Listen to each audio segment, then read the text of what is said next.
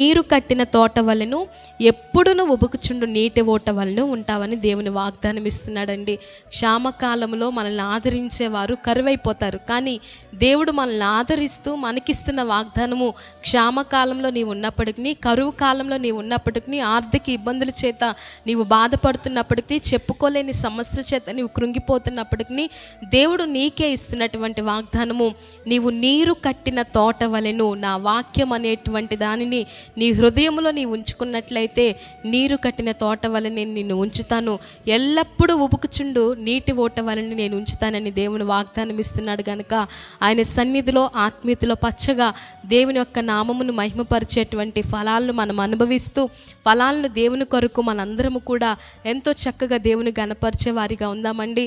మరి ఉదయకాల సమయంలో దేవుడు మనల్ని బలపరుస్తుంటున్నటువంటి మాట, క్షామకాలంలో నీ ఎముకలను బలపరిచి నీరు కట్టిన తోట వలన ఎప్పుడు ఉబుకుచుండు నీటి ఓట వల్ల నేను ఉంచుతానని దేవుడు వాగ్దానం ఇస్తున్నాడు. కనుక ఆయన కృపకు పాత్రలం అవుదాం. వాగ్దానం ఇచ్చిన దేవుని వైపు చూద్దాం.